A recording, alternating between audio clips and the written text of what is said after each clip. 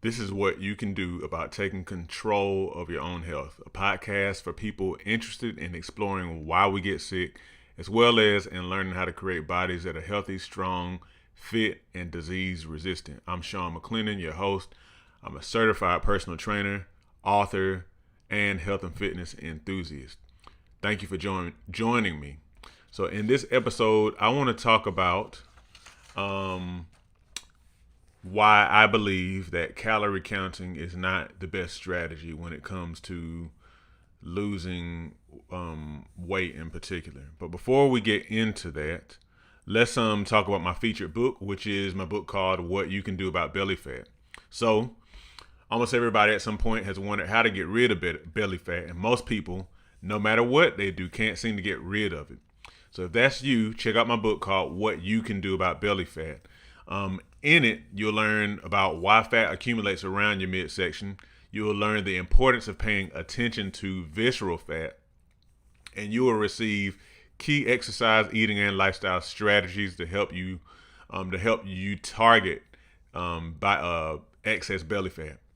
All right, and this is based on my personal experience as a personal trainer, as well as with my own body when I reduced my own body fat percentage to roughly 10%.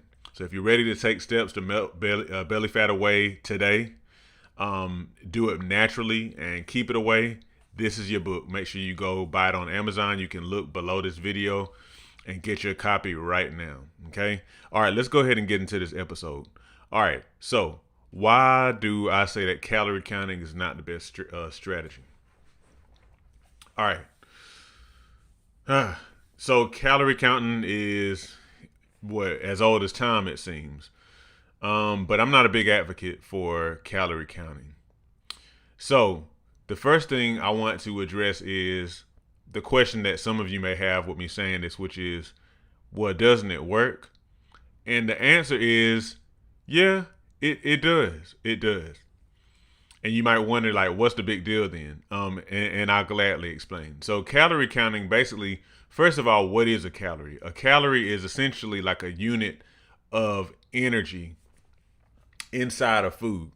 Now, keep in mind, it's not talking about anything having to do with vitamin A or C or D or K or beta carotene or calcium or any other vitamin or mineral. It's not talking about any nutritious content or quality. It's just talking about energy found in the food that we eat. Now, it's three main categories of, I guess, how do you say it? Units of energy. So you have carbohydrates, proteins, and fats. Because carbs, fats, and proteins have different amount of calories per unit. I think it's per gram. And if I remember correctly, I should have pulled it up before I did this, but I think it's like 9 calories per unit of in fat, and then 4 for proteins and carbohydrates or something like that. Gosh, I should have pulled that up, but it's okay. But anyhow, calorie counting works because it really mostly premises on, it kind of helps you. It's a way to lower the amount of food that you eat, is really what it amounts to. Because you eat more food, you eat more calories. You eat more of certain types of food, foods that have, a lot of fat or even a lot of carbohydrates or something like that. Oh, I'm sorry, y'all. Then you'll consume more calories. So calorie counting ends up being a way to reduce more or less the amount of food that you eat. So many people have lost weight that way. And so it works. However, the reason why I do not go for calorie counting that much is a few reasons. So one, my question is, even though it can work to some degree, like, how long do you want to count calories? Do you plan on counting calories all of your life? And I ask that because to some degree, and of course, to each his or her own, But counting calories can have a way of making mealtime more less enjoyable in a sense. Because think about it. Anytime you approach a meal, you are more or less approaching it being very conscious of whether or not you're hitting your numbers. Okay? And so it kind of takes away part of what when you come to eat, you eat. Now, the reason why this has become an issue is mainly because a lot of the types of foods that we eat in this modern day world, especially if you're talking about like a place like here in America or in the West or whatever, we eat a lot of junk. We eat a lot of stuff that really doesn't qualify to be called food. So, but anyhow, my point is, when you're constantly thinking about calories, you look at a food and you see calories. You eyeball foods like that's such and such amount of calories. Oh, I can't do this. I can't do that. And it can have a way of taking the joy out of food because you're so conscious of thinking about that you may be less conscious of maybe the whatever the occasion is or what have you, that type of thing. And food time is a time of fellowship, sometimes celebration, usually a gathering of people, or even if it's just you by yourself. Eating is a time of relaxation and all of that type of stuff. Now,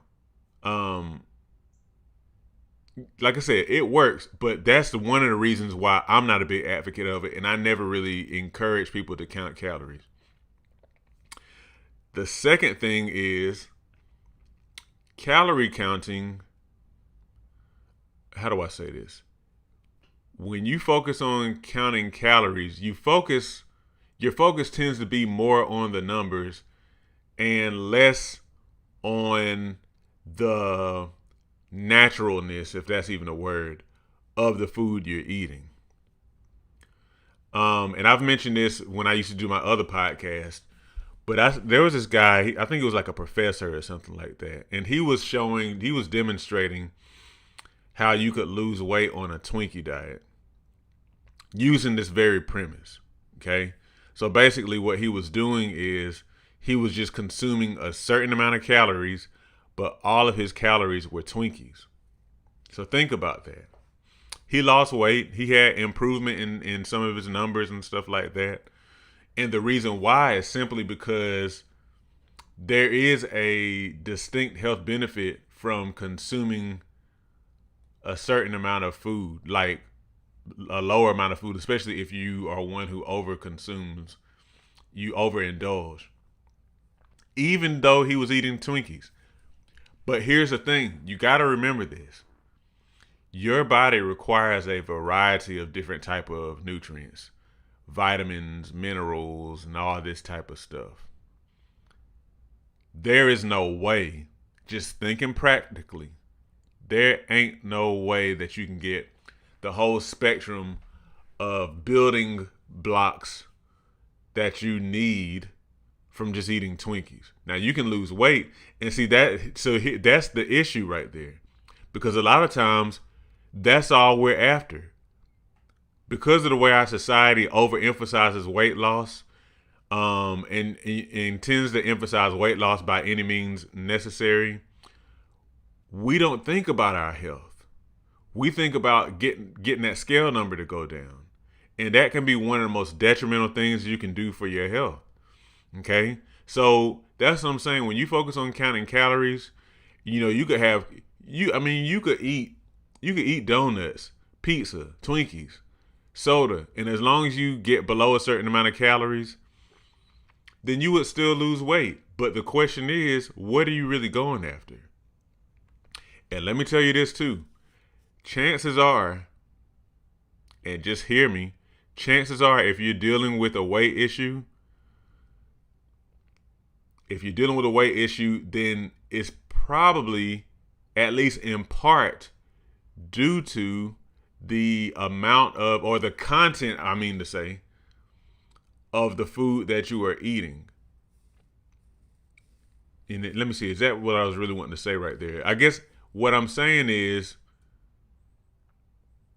we tend to focus so much on the weight aspect that we just throw away the whole health aspect, and we find ourselves spinning a wheel because we're eating these foods that will very easily cause you to pick up weight and they're not healthy.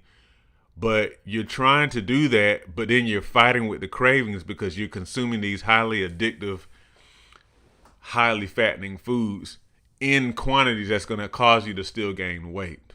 And so then you end up spending all this time, you end up spending all of this money going after something and never, ever getting it. Okay? So, like, you can lose weight on donuts and those type of things if you hit under a certain amount of calories and whatnot. But you just have to understand that you're making yourself lighter at the expense of your health. And it's going to cost you. Like, I remember reading something, I don't know who it was, but it was talking about some actress, maybe back in the 40s, 50s or whatever, who was keeping her figure by consuming very little food. I can't remember what all it said she was actually eating, but she's smoking cigarettes and drinking a lot of coffee and stuff like that. Don't get me wrong, I'm not saying coffee is bad. Cigarettes for sure are. But anyway, later on in life, and this lady was well past her acting career, you know, she had holes in her heart and different things like that. So she claimed that those things helped her to keep her small, thin figure and whatnot, but at the expense of her health. And it's something that showed up later on. So that's why I say you got to ask yourself, what do you really want? What do you really want? If you really want health, the thing is you have to change the way that you eat to target your health first. Because if you don't target your health first, that means you're going after your weight first and foremost. And that always has a way of coming back to bite you. And this is just facts. It's just facts. Anytime you do that, there's some sort of something that you could be missing out on in regard to your overall health. Okay?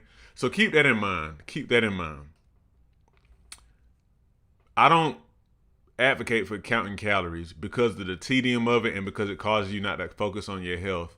But at the same time, one thing I do encourage people to think about is the amount of, I'll say, carbohydrate foods that they consume. Because with carbs, it's sort of a calorie thing, but it's more so when you think about energy overall, our body's main source of energy is from the carbohydrates that we eat. They're a lot more quickly available.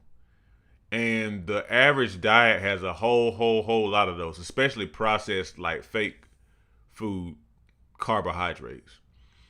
And so the average person can stand to, of course, eliminate high carb, unhealthy like junk foods and stuff like that, and even to reduce healthy carbs to some degree, because those foods are more so meant to kind of help you to have energy in the short term. More, and we tend to consume way more of those than we actually would have any time to use in a day. Think about it. Most of us have desk jobs. And even if we don't have desk jobs, we don't really move that much. We don't walk anywhere. We use cars and vehicles to get everywhere. So it's not even really practical to eat a whole lot of high carbohydrate foods, unless you're one who's extremely active, okay? So I do encourage people to reduce those, but not because carbs are bad, unless you're talking about junk food. It's more so because those are pretty high energy foods that have quickly available energy sources that your body can use. And if it can't use those energy sources in like a shorter period of time, then it stores them as fat. And it's a hormonal aspect. They get stored by your fat because they spike your insulin. When they convert to sugar or glucose, and then your body needs to process that glucose, it either uses it in the muscle cells or the body cells immediately, or it has to take the excess glucose and shuttle it to the fat because it can't stay in the bloodstream because that'll be harmful to your body. So it'll take them and store them in your fat for later usage. And most of us just never give our bodies a chance to actually tap into that energy, you see? So So anyhow, that said, I'm gonna let this kind of like start to wind down here. And I talk about a lot of these things in my What You Can Do About Belly Fat book. So make sure you get your copy of that. But the main thing I want you to understand is that's why I don't necessarily encourage counting calories. It makes it makes maintaining your body a lot more tedious than it really has to be. If anything, pay attention to the amount of bread that you're consuming. Pay attention to the amount of potatoes and rice and, oats and stuff like that that you're consuming. Not that those are bad. As long as you're getting whole grain sources of those, then you should be okay. But even if you're consuming healthier versions like whole grains, you need to consider consuming less of them still. Because you need to give your body a reason to tap into your fat storage. And if you're not giving it a reason, all you're going to be doing is continually storing extra energy in your fat. Okay? So you need to up your activity. You need to reduce the amount of high carb foods that you're consuming, healthy sources, of course, but then for sure unhealthy sources, potato chips, juice, soda, energy drinks, donuts, all that stuff that you can go to the convenience store and buy. Okay, so hopefully this helps you. You don't have to count calories. You don't, and I don't. I never have. I've never counted calories, and I maintain my body, and it's not because of my metabolism or anything like that. That could be some help. But the main thing is that you don't have to count calories to stay healthy. You just need to watch the types of foods you eat, because the types of foods you eat matter because of the way they influence your body hormonally, like with your insulin and so on and so forth. Probably more for another time as far as topics are concerned. So I hope this helps. Give me your questions. Let me know what your questions are after this. If you want me to go more in depth with something I talked about, make sure you like this video. Make sure you share this video. Make sure you hit the subscribe button. And stay tuned. Stay tuned. I look forward to hearing from you guys, and I look forward to seeing you again, so to speak, with the next episode. Always remember, y'all, your doctor's not responsible for your health. You are. God bless you.